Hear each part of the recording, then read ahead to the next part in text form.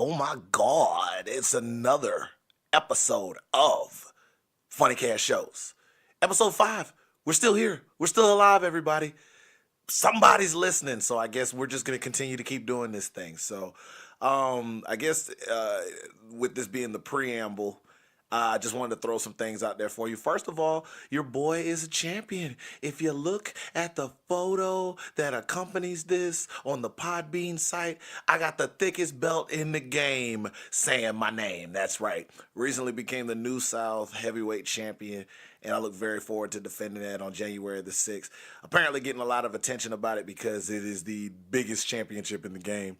But I also made sure to shed some light on some equality issues and some just female issues that are going on in and outside of the business. And it's been a pretty touchy subject, especially given a lot of the scenarios that have come up in the past week or so. I'm not one of those guys that really gets into those kind of details. I'd rather stick to the positive. Plus, usually with negative, it doesn't take you it doesn't take you long, and it's not a very hard look to be able to find those issues when you go to look for those. So everybody's due to their opinion on how they feel, what's going on. But yeah, there's a bigger issue going on in general, just treatment and equality, and especially on the female side of things. So this episode definitely will be touching on a particular subject in regards to that. But, you know, I'll have time for that when the show actually starts. I just want to say I appreciate and I'm hugely thankful and grateful for the crowd in Hartselle, Alabama for just pouring their hearts out for your boy and allowing me to represent them. And as New South champion, I look very forward to taking it places that it's never been before. As Ali would say, you know, I'm the people's champ. But I'm not going to be the champ the way you want me to be. I'm going to be the champ the way I want to be. And I think it's going to be a very exciting time when people see how I'm the champ the way I want to be. So after a quick message, we're going to kick everything off. And I want you to enjoy this episode, hopefully a very affecting episode of Funny Cash Shows. Word from the champ. Holla. Depression affects approximately 14.8 million Americans each year. It's time we fought back. Professional wrestler Tara Calloway had high hopes of showing those who struggle with depression that they are not alone in the fight. Those hopes have now been turned into a project that is dedicated to helping those who are wishing to find a different way, a positive way of being able to battle their depression. Dropkick Depression offers an online help center and resources for those who wish to reach out and get help handling their depression, as well as also offering fundraising and awareness campaigns to bring light to the fact that depression is not just a mood. And suicide is a very large and growing problem in our world that we are trying to help prevent by showing value in those who have to deal with this. Dropkick Depression also has the resources for you to be able to organize and put on events, be it professional wrestling shows, 5K runs, or other creative activities to help bring awareness to this cause and bring light to the growing troubles of depression in our society. You can find them at dropkickdepression.com, and you're also able to reach them on Twitter at Operation DD. That is Operation DD. Please help us kick out at 2 on the fight against depression. And remember, you are not alone in this fight. Reach out, let's make that hot tag, and let's fight depression together. It's about that time, ladies and gentlemen. It's time for the soul seductive sounds of the Soul City Shouty. Ladies and gentlemen, welcome to the stage, Sugar D.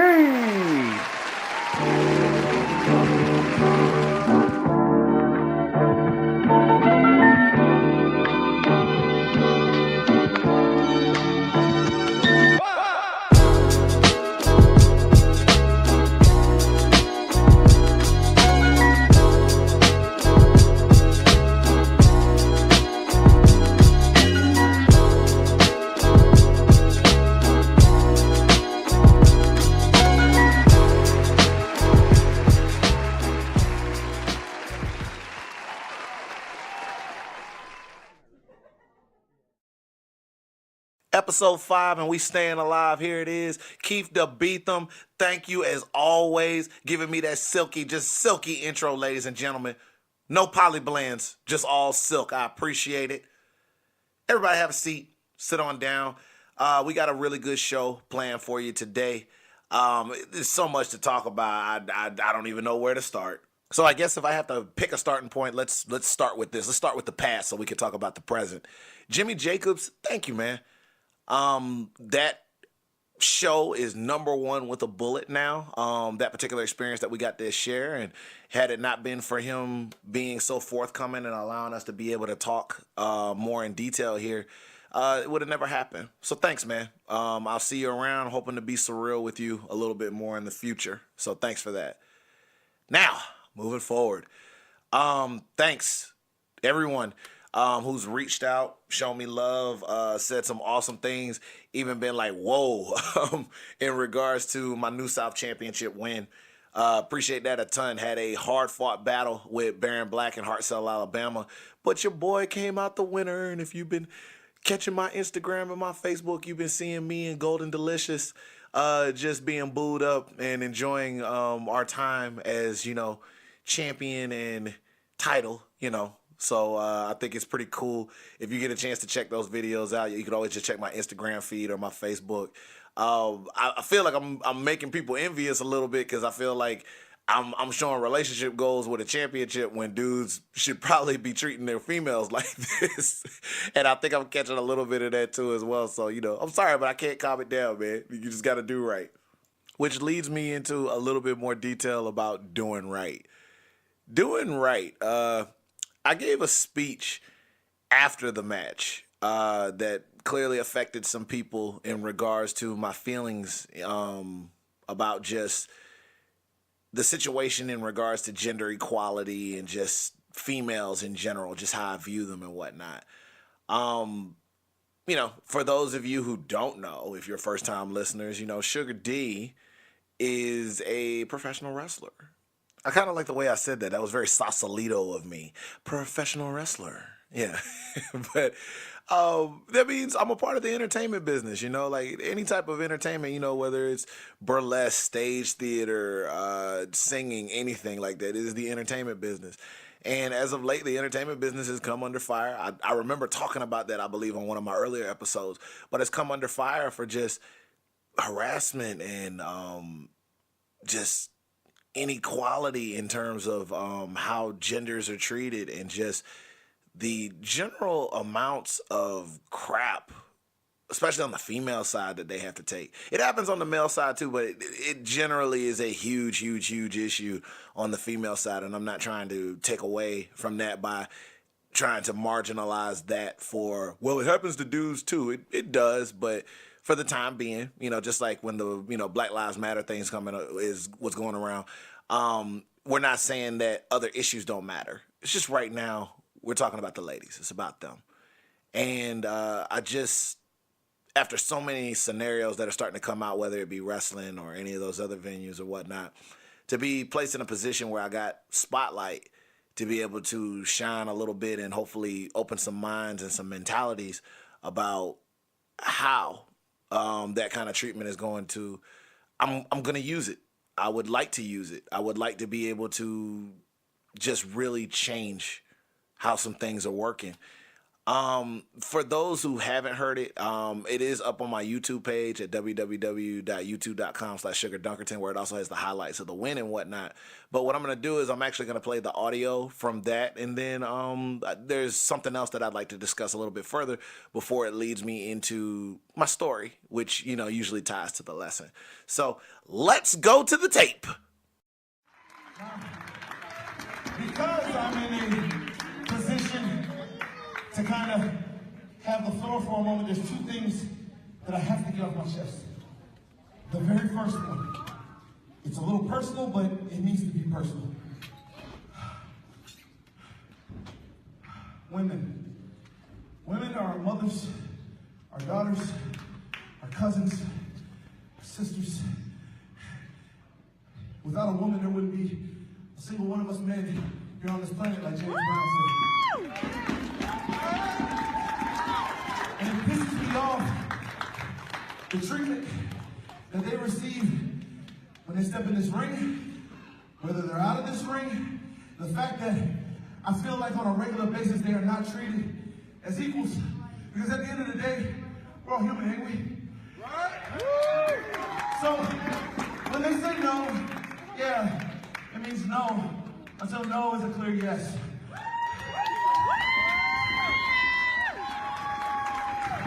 When they say equal pay, yeah, they're going as hard, if not harder than us, so yeah, let's give it to them.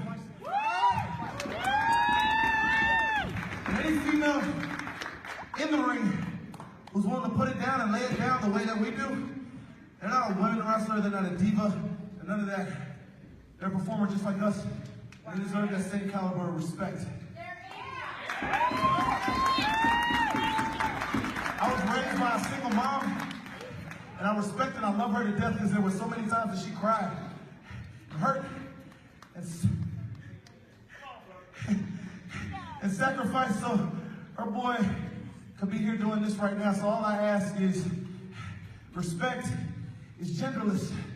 Give it to everybody. And of course, that was the raw audio from Winter Wars New South, where I became the New South heavyweight champion. And that was my post-match. So I apologize if I was sounding like I came off the treadmill or whatnot. I only was, getting thrown around and tossed around and like power bombed and all the other good stuff like that. So I'm sorry if I sounded a little tired. And I'm sorry if it wasn't the clearest of audio, but, I just wanted you to have that raw in the moment, all the screaming, all the other stuff like that. Like some stuff just don't need to be cleaned up. And that's a very real place for me, given how I was raised, and just some incredible women that have really affected my life and opened my eyes to a lot of things that have been going on.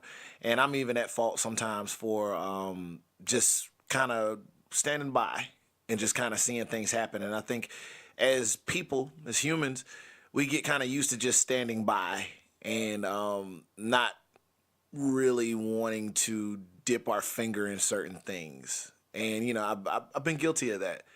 And it's something that's been on my mind even before a lot of the situations that have gone on this week, or just in general before that title win or whatnot. But I'm fortunate. I'm very fortunate to really be in a scenario where I can say things and people pay attention. Everybody won't pay attention. Some people are going to do what they want to do anyway, but that is what it is. For those who don't know, and I'm also going to make sure I vocalize it, even though I've been very open about it on social media, I've made the decision that through the money that I earn through wrestling, I will tally that every 2 weeks, and I will donate 20% to a lot of the causes that have been brought to my attention in terms of domestic abuse and sexual abuse, things of that nature. And I'm basically putting my money where my mouth is. And there's not a lot of that going on in my sport on an independent level, I believe. So this is what I'm doing. Now, I know there's probably some people doing it in private. Everybody has their own ways of going about how they support and how they choose to do it. I'm just being open and I'm being vocal about it just because I feel like that's probably the course that it needs to be, and somebody should. And on a personal level, since I decided to start doing this, yeah, I've had messages on both ends about, why would I do this, or why am I not doing it a certain way? Why am I choosing to just do it the way that I'm doing it? Because everybody's got to make that choice for them. I truly, truly, truly believe that if you wish to truly change things, it's an atmosphere, it's a conversation. You can't force change, and that's whether it's for the positive or for the negative. It has to be discussed, and it has to be planted, and it has to grow almost like a seed into a tree. Whenever you demand something, sure, you can demand change, but it's not a natural one. And a lot of times the demand for it doesn't create lasting change because it's force. And, aside from Star Wars, force hasn't caused anything of good. Like it's still using force in a way where it doesn't necessarily open eyes. It's pushing. Like, wouldn't you want somebody to come to that decision on their own? Hell, I wouldn't even want you to make the decision if you can't do it for yourself just based off of the ideas around you. Not, because somebody told me I had to. Like, that's lame. So for those who think I'm doing too much, okay. For those who think I'm not doing enough, okay. But to me, I feel like the dialogue, the conversations actually being on the road and talking with my brothers in those locker rooms and the fans and really just putting the message out there visually and speaking to it and trying my best to live it, it's going to cause change and create waves in that new wave of entertainers, of workers, of wrestlers, of people that wish to support, of people that are just fans of how we could just be better when it comes to issues of equality and how we treat the ladies. And that's what I want. Like, if we notice the shift with UFC and WWE, they have put more spotlight and they've changed the view of women being sideshow acts. And now they've become legitimate stars, the same way that they have stars in both of their respective fields. And that wasn't something where somebody just said, oh, well, you need to do it and you need to do it now. And this is the way. And if you don't do it, it's sending this kind of message. Well, sad to say, it took a while. It was gradual, but it took a while, but it happened. And I think a lot of the times people are just worried about, again, and I brought this up in a different episode, they're worried about the present, not the potential. And I'm all about the potential and the end result. Is there a strong possibility I could fail? Sure. But there's also a strong possibility that I really can make some things different just with my voice and how I'm choosing to tackle it. And how you tackle things is usually in the field, not away from it. So anybody that chooses to support that message, thanks. Anybody who doesn't, cool. That's your opinion, bro. I feel like life is easier for those who are able to just accept that everybody's not going to be able to roll with what you want to do. Wow, that got heavy. That got heavy fast. That said, the story that I want to get into a little later today is actually one from college. And the show is funny cast shows, okay? So it's going to be a bit of a challenge trying to get the laugh out of what I have to tell you. But it was the laugh, I believe, that was able to create, like, it. Man, I'm so trying hard to word this. Okay, if it weren't for the fact that I was able to create something that sounds funny now, it would have been a very tragic situation later. And I can't help but think about that now, especially with the climate that's going on. So, yeah. So, aside from that story that's coming up a little later today, just know that on ProWrestlingTees.com/Sugardunkerton, you will be seeing some new merchandise that's going up pretty soon. I wanted to announce it here first. There will be Respect is Genderless shirts, and there will also be Do No Harm shirts. My platform is Do No Harm. And they will be available through that platform, and also I will, of course, get them printed. And anywhere that you see Sugar Dunkerton, you're available to get those shirts, if you will.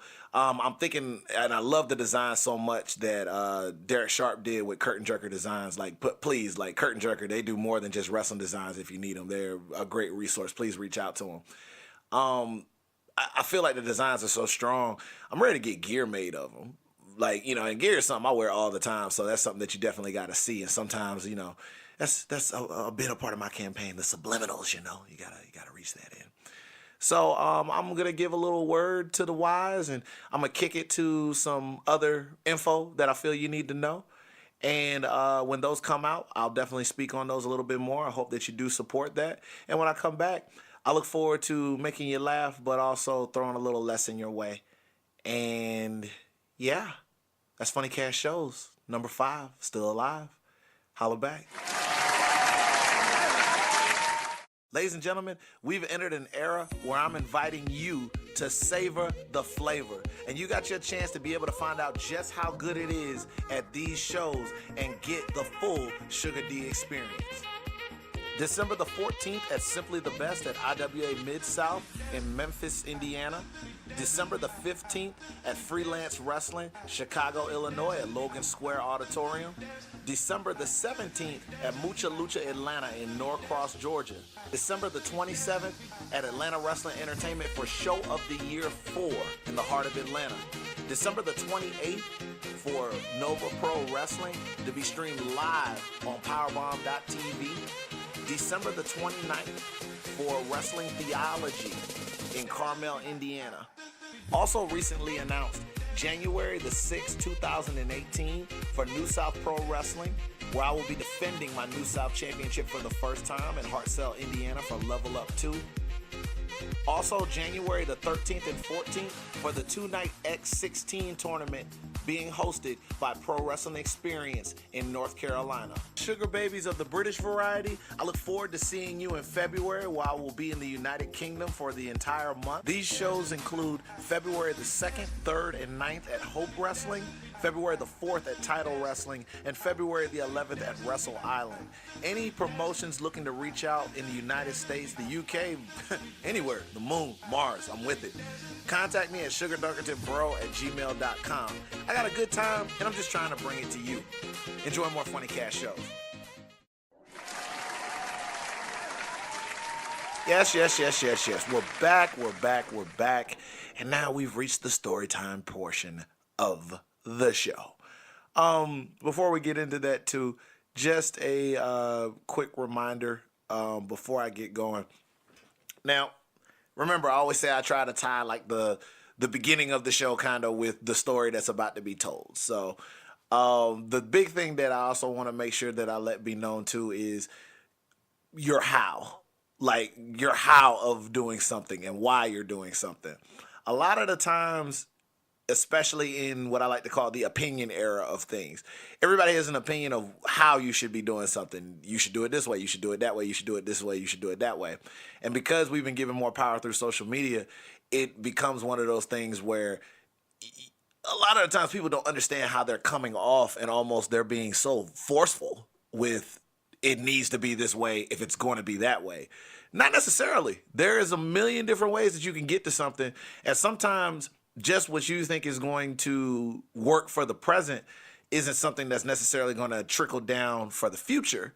So, especially with how I had to tackle this situation, I'm sure there are going to be some people when I tell this story, they're going to be like, well, what would have caused you to think about it this way? You should have did this. You should have did that. You should have did this.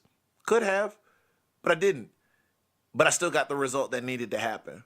So before you are giving such high and hard opinion on why somebody should be doing something a certain way, think of the result.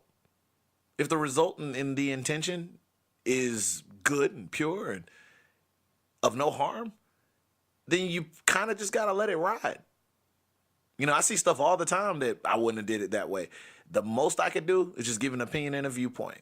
But that doesn't mean that the way I would have wanted it done, if it still got done, and it still got done with no harm, is fact. Now, let me step off my soapbox and get into my story chair. I really wish I had like one of those silk robes or something like that, like a smoking jacket or something like that when I get into these kind of stories. Anybody that wants to send me a bubble pipe too, please, let's work it out. We'll get it worked out. I feel like it creates a level of sophistication for these kind of things. Anyway, the story of the episode. I'm taking you back to my days at Augusta State University. Oh, yeah, let's talk about that. So this was one of the first really big parties that I went to as a college student.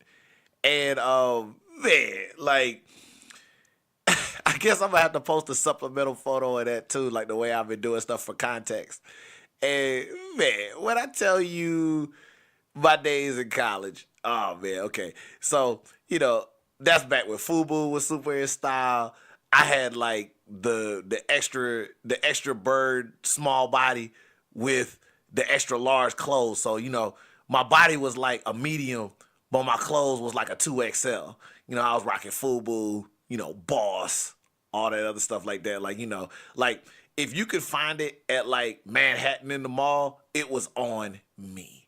The oversized turtleneck Carl Thomas sweaters, I was rocking that. The Timbos, and I had two Timbos I always laid on. You know what I'm saying? I had my blue leathers, and I also had the I had the trademark construction worker style look too. You know, and I also had my suede. I had like my iceberg blue suede Timberlands. Oh, you couldn't tell me nothing. I was the man. You know, like bird chest and all. I was letting it out. I was the man. That's just what it was. So we had got our first invite, which we being like, you know, my clique of friends that I hung around at the time.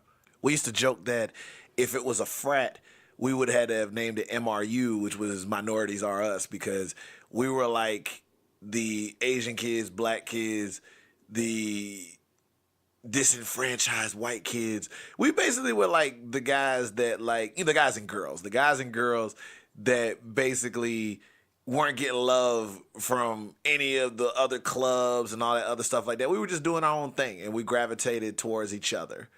And I believe like the only real cool dude in our clique was Nick. Nick kind of had like this New York R&B singer kind of vibe. Like he was like Shamar Moore without the size, you know what I'm saying? So like, you know, he's from New York. He had the laid back braids and whatnot, you know, edged up beard, all that other stuff like that. Like he looked like he could have been like, you know, maybe not a front runner for the group B5, but like he would have been in there, or at least like a backup singer to B2K or something like that. And, you know, he was usually the cool guy that got the invites. And by proxy, it was like, he rolls with them, so I guess they can come too. So it was like a piggyback. So that's basically what it was. So shout out to Nick for letting us roll to the parties, even though he could have been like, guys, I think I'm going to have to go and handle this on my own, you know. But he was just cool with everybody, so he had it like that. So the party in question was a Pimps and Hoes ball. Now, allow me to explain the concept of a Pimps and Hoes ball for those who probably can't just come to the conclusion of what a Pimps and Hoes ball is. Basically, dudes show up in like the craziest suits that they can find, like that blaxploitation era of suit, you know, the crazy glasses, all that other stuff. And then of course the girls are showing up trying to look their most hoish, and I'm not talking lawn and garden, if you get what I'm saying. Maybe Pimps and Hoes balls in some cases are borderline racist, because, you know, it starts to get a little crazy, like when the grills and all that other stuff start coming out and everything like that. But it's all in good fun. Nobody's showing up in blackface or anything to that effect, although I have seen some college parties that have done that, and they need a swift foot in the ass for doing that. But this wasn't one of those cases, so nobody's going to get mad. You know, so we get to going around. We get to the lodge that night. You know, everybody's picking up their outfit. I can remember when I was waiting to get picked up, just making sure my outfit was on point. So, you know, all right, let me lay it out for you. What my outfit was looking like. All right, whew, here we go. All right, I got the fresh cut. This is back when I had no hair, all right? So I had it like edged down real close and whatnot. Had to bust out the iceberg suede Timbos like I told you about, because them things, crushing, all right? Then you got the FUBU jeans, all right? Now these ones had like the little glazing over the top, so I had like a little bit, like just a slight bit of shimmer. My fancy jeans, you know, super oversized though, okay? So chicken bones on the inside, a lot of chicken fat on the outside when you talking about the jeans, all right? So them things was extra baggy, okay? Like bagalicious, all right? We start to trail up. Your boy, I'm about to do it to him. Your boy got on the Fat Albert edition, long sleeve, FUBU shirt. Fat Albert! Sorry, I didn't mean to make your audio pop, but that's how serious it was. When they had that Fat Albert collection, your boy was all in that, all right? I was taking that college like help money, like when they throw the little money to you every time. after what I had saved over, we hit the mall. We buy the Fat Albert collection. Because it was limited edition, okay? People paying attention. So I had my hey on my chest, making it happen, all right? Had my little watch going on, okay? Had a little bit of the glisten on there. Ain't nobody really need to know that it was like, you know, like a $25 special.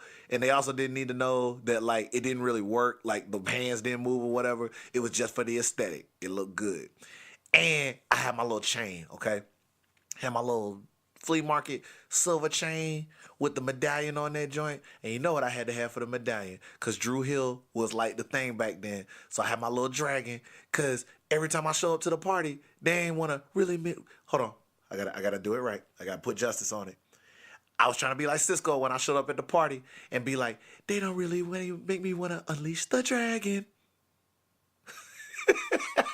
I was so lame. Oh my God. Oh God, I was so lame. I'm so sorry. I'm so sorry. I'm just recalling, man. This is so terrible. Oh my God. I was never gonna pull a girlfriend with this. How far we have come. Oh my God.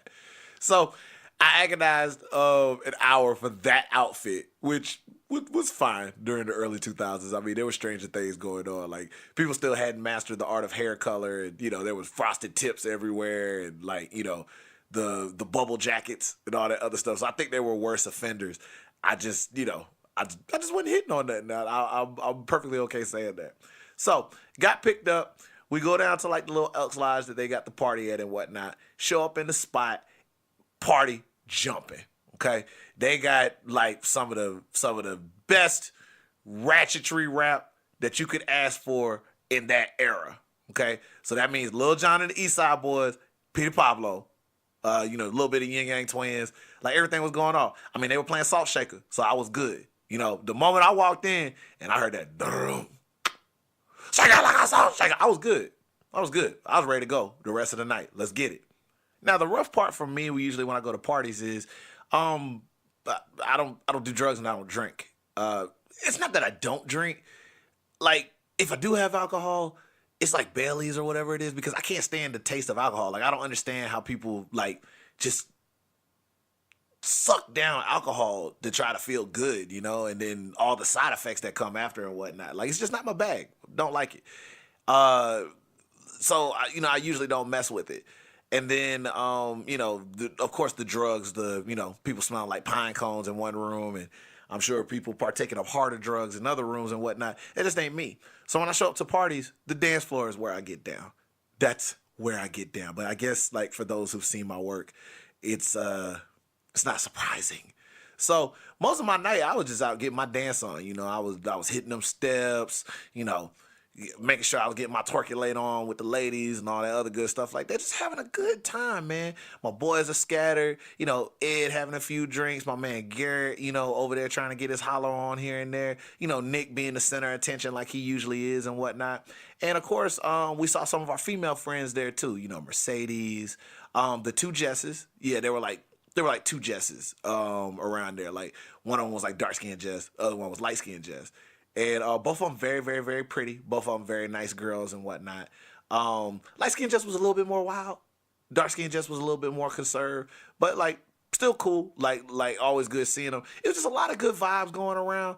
And this was probably the nicest vibe pimps and hoes party, at least to that point, that I had been to. There's nobody smacked or asked to give up that money in the making of this party. So far, so good.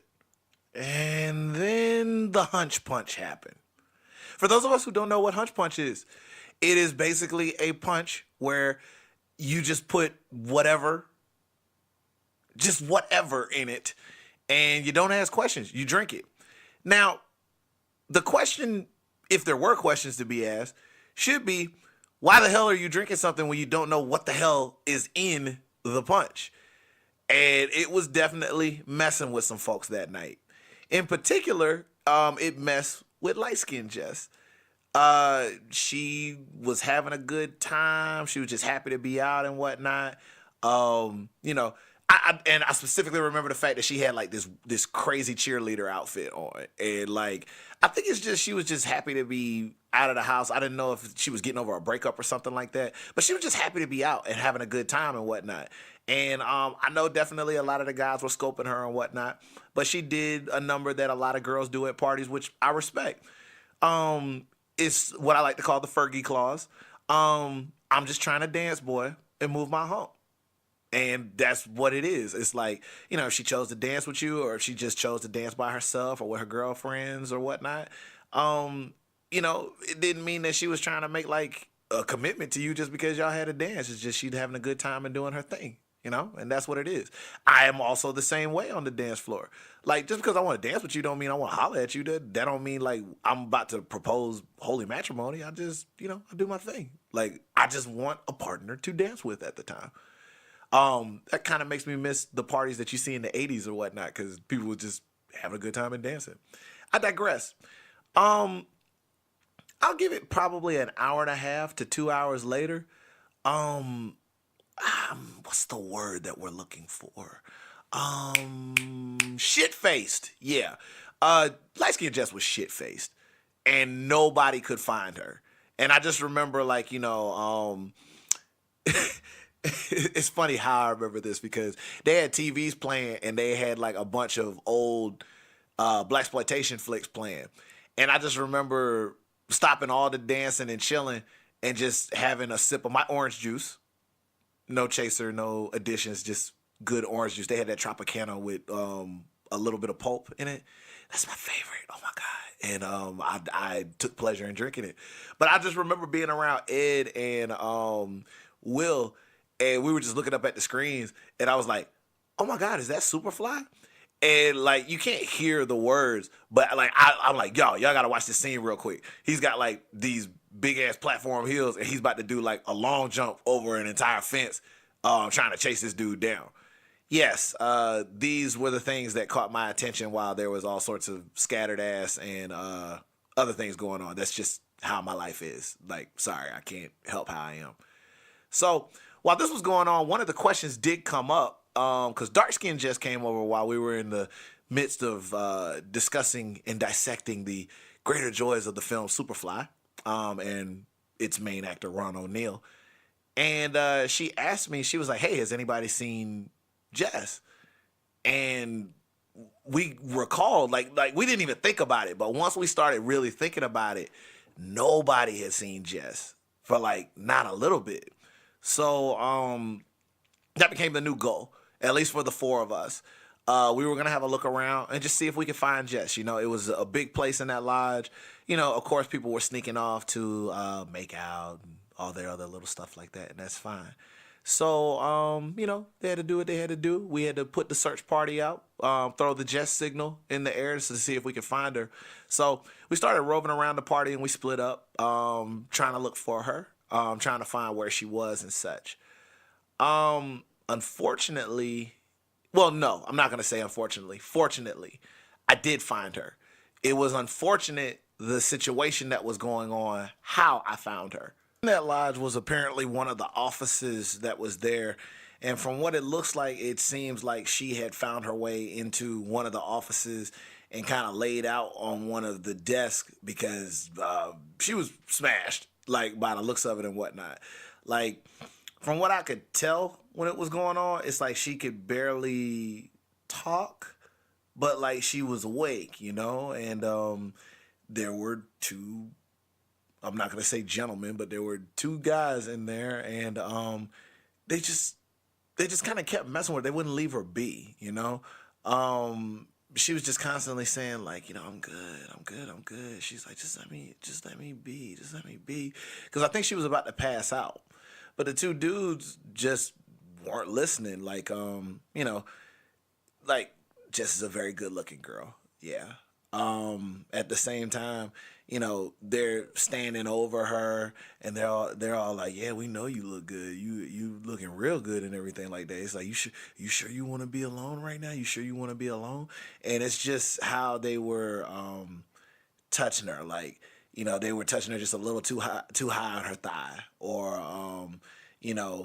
like it wasn't a situation of care. It was a situation of I'm gonna get this girl to say something get her to say something to lead me into what I really want. And if you could put two and two together just based off of that situation and even seeing that, like, you know what it is that they wanted. And they just kept saying, "No, we're just gonna be right here with you. We're gonna be right here with you. And if you, he said, if you pass out, don't worry. We're gonna take care of you. We're gonna take care of you." And they're laughing and they're chuckling. They're a little screwed up too, but obviously not as screwed up as her. Me being who I was at the time, I wasn't quite the rough and tough gentleman that I am. And both of these guys were nice football player sized dudes when it's all said and done. So it was just one of those situations where I know I couldn't just bounce into that situation and call them out without it getting crazy. Like, I just wasn't in that kind of position to be able to do so. If it turned into a fight, I know I would have lost. And I would have got my ass beat. And then it would have been one of them situations where, so what happens for her now? Because there's no saying that they wouldn't do what it is that, it's not like I could say they were going to do it, but it didn't look good. Like, all the evidence didn't point to them making sure that they were treating her with some level of respect if she had passed out. So I did the only thing that I think I could do, and that was try to figure out a way to cause enough of a scene where they didn't want to be around there anymore, and I would have an opportunity to get her out of that situation because she didn't need to be there. So the first thing that I made sure to do was I kept eyes on her long enough so that I could run back and find Jess, the other Jess, dark-skinned Jess. When I found her, I was like, listen, she's not in a good situation right now. Like, are you good to drive? And fortunately, she was. I'm like, okay, good. I need you to get the car, and because y'all both came together, and I need you to bring it up front. Don't ask questions. This is gonna be real stupid, but I'm gonna get her out of there, and then you need to take her home because she's smashed. So she would, dark skin just tend to ask a lot of questions sometimes, and I know I'm not like the most put together guy. I'm kind of erratic, and she was like, "But what's going on? But what's going on?" It's like, I don't have time. Like we're on a timer. You don't know. Like, we fuck around and we wait long enough, and there's gonna be a penis in somebody's mouth where it doesn't need to be. So I was just like, please, I just need you to listen to what I'm saying. Pull the car around. And I didn't want to explain it because I wasn't sure what was even happening at the time. Me being like 19 or 20 at the time, like I couldn't put it together. Like, these were the scenarios of the after school special shows that I have only like just watched and never thought I'd be in. So it was just me trying to put together whatever thought I could put together at the time. So just finally listened to me after a little bit of arguing down. It took like a minute. Like, that whole situation was like a minute. And I went back, took a deep breath, and this is how I put myself in the situation. I proceeded to dive into my acting experience, theater, if you will, and I proceeded to come up with this striking display for the gentleman and Jess. Bitch, where the fuck are you? Look, I told you about trying to run off on me. Like, I told you we was gonna talk about this shit. I bust open the door. I got all 150 pounds of me soaking wet with an oversized Fat Albert shirt, like poking out like I'm gonna do something, but like this was textbook posturing at its finest, like when I came in there and whatnot. So I come in there. The two guys are startled because they're looking at me. It's not startled by size. I guess they were just startled by like the bravado of how I'm coming in there. Jess is so smashed, she don't even know how to respond. You know what I'm saying? Like, she can't put two and two together because she's still out of this world at this time. Like, she'd be on Thunderdome.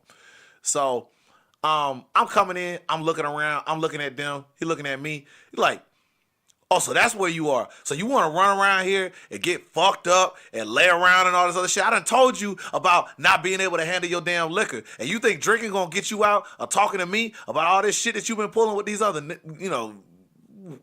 I don't want to, I was so about to use the N word. It's not that I have a problem using it.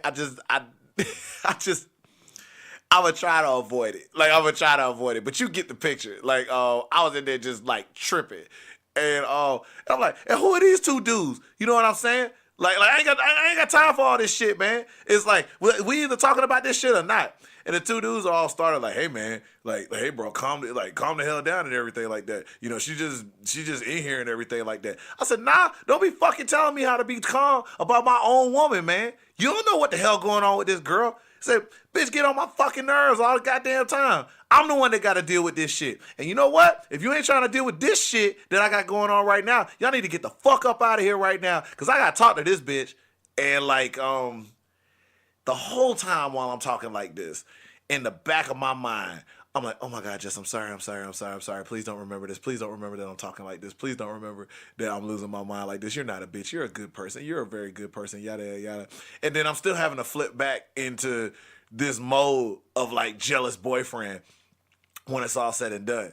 And I think it was just the bravado of it. Because I think if we went by size and numbers, they could have easily beat my ass. But I think it's the fact that I was being so loud and other people were starting to look at what was going on. Like people were looking around the corner and seeing what was going on. Like it drew attention. It created a scene. So they definitely didn't have the privacy to do what it was if they were going to do it. But I didn't even want to leave that option open for them to be able to have that. So they're like, whatever. They're like, whatever, man. Like, this ain't got shit to do with us. Let's just get it rolling and everything like that. So they proceeded to leave, and, I'm fucking, still losing it. It's like, y'all better get the fuck on and everything like that. Look, I ain't trying to be mad at y'all, but this got everything to do with me and this bitch right here. You better fucking, like, get the fuck on. So they're going, and, I'm still going off. I closed the door behind me, and I'm still going off. I'm like, look. He's like, Tom, we talked about this shit. Bitch, what the fuck is you doing? And then after giving enough of a show, I get closer to Jess. I'm like, hey, are you okay? Everything all right? And I just remember her being messed up and replying to me. She's like, we don't even go out. I'm like, all of this going on right now, and you making sure that you checking me on our relationship status or not, or lack thereof of relationship status. I'm like, girl, I said, them dudes in the room like touching up on you and like, all this other stuff like that. It's like, you don't even know what the hell was about to happen, do you? And she was just like she wasn't making any kind of sense. But she had enough sense to tell me that we weren't going out. Yes, Jess, I know we weren't going out. Like, I'm trying to have your back, damn. Like, I was trying to have your back while they were trying to slap your back, if you get what I'm saying. Fortunately, I did come in at a good time, because a few minutes after that, she did pass out. So I went ahead and I had to do the walk. I had to do the walk across the threshold, and I had to pick her up in my arms and get the door open, and I walked her through the party to get to the front door and out where the other Jess was waiting. The thing that really disturbed me about that portion too was she was clearly out of it. She's laid back. I mean, she looked like a victim, like she just got shot or something like that. And all I can remember were mostly dudes catcalling. And just being like, oh man, he's got a live one tonight, yada yada yada, and this and that. He's like, oh man, it's like you better tear that up tonight, man. Hope she remembers it, this and that and whatnot. And that left me really affected hearing that. Why? Like, why would I enjoy something like that? Why would I enjoy her not being able to remember? Why is it like a victory for me as a dude to other dudes that I'm carrying out a girl that could have been mistaken for a corpse? Like, is it that important to get your rocks off? Is it that important that sorry, I'm like, I haven't had to tell this story in a while, and kind of messes with me. Like, I'm in the active state of being messed with right now while I'm talking about it, because why did nobody just try to help her when they knew she was messed up? That's all it is. Like, get her to a safe spot. Put her somewhere where nobody can mess with her. Make sure she's good. Get her some water. Coffee. Like, just make sure she's good. I'm never gonna understand that culture of taking advantage of women, period. I don't get it. And I know people like to refer to it as rape culture, but it doesn't deserve the title of culture behind it, because it just shouldn't exist. And I just don't understand where guys think there's pleasure in that. Like, she should know. She should want to. She should want to be a part of it. Yeah, I understand girls get faded. Guys get faded too, and all this other stuff. And maybe it loosens them up a bit, but at least the choice is there. But especially in a situation where she likely would have been passed out, and there's no telling. It would have just been her, those two dudes, and God that would have known what had happened. And I'm just glad that we went and we were determined to find her, and we did find her. And it wasn't a second too late or too soon. And yeah, I had to act a fool, like, to get it done. But I wish I hadn't had to act a fool to get it. So, but we got her back to the car safe, and Jess did take her home. I remember seeing her the next day at the hall, and she was blitzed out of her mind, but you could tell she was fighting the hangover from the day before. But she did stop me, and it wasn't a long conversation, but it was thanks, and I could see it. Like, she was like, she's like, you're the best worst boyfriend that I never had. And I'll never forget that she told me that. And it was just the look in her eye and the fact that she could smile about it that made me feel better. And I knew the action was correct. I just wish there were more stories that turned out that way, and not the opposite. And it's stories like that why I'm making the efforts that I'm making, and I'm just trying to be better and trying to instill that others be better. And that's it. That's the story. If I sound like I'm a little jacked, this is because I am, but this is the reality we live with. But we can change it. We all can change it. And you have to do what you have to do to change it. Could I have come in there and been like, you guys are being rapey? Yeah, but I had to do it my way with the tools that I got. And I feel like I'm right back in that same situation again, where I got to do it my way with the tools that I got. And maybe it'll inspire others to do it their way with the tools that they got. It's just the effort, man. I'd rather effort than nothing, And I hope people are able to see that and realize that as I do my part to try to shift some mentalities about equality and just terrible, terrible habits that exist. No matter what it is you love or you're into, there's a dark side to it. So it's on us to try to overpower it with as much light as humanly possible. I mean, that's human nature. Whenever you have light, there has to be dark.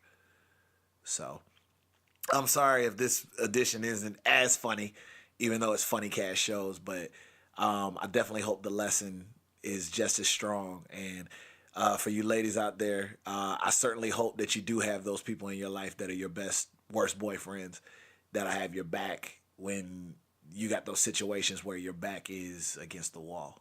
So, love you guys. See you guys at the shows. Savor the flavor. Funny cast shows. Holla back. This is Sugar D here, just letting you know that I do appreciate you for allowing me to slide in your MP3s right quick this week. If you wish to support the show and by proxy me, Feel free to visit www.prowrestlingtees.com/Sugardunkerton. I got the threads that turn some heads. Please order a shirt, look good in the process. Treat yourself 2017. Also, you can feel free to make a donation to the show by using the crowdsource link that's available on this landing page at funnycashshows.podbean.com, or you can hit me direct at paypal.me/SugD. paypal.me/SugD, please. We appreciate the money that jingles, but we'll gladly take the money that folds. Sugardunkertonbro at gmail.com for any kind of bookings, whether it be hosting, professional wrestling, which is my main gig, as well as any other fun stuff that you want to send me. I'm all for it. Also, if you are looking for advertisement or to be a sponsor on the show, please email me, Sugardunkertonbro at gmail.com. Not only are my drops plenty nice, but I also have got a lovely price if you're trying to make sure that you get some ears on whatever your brand or product is. Have a good one. I'll see you next week. Take care.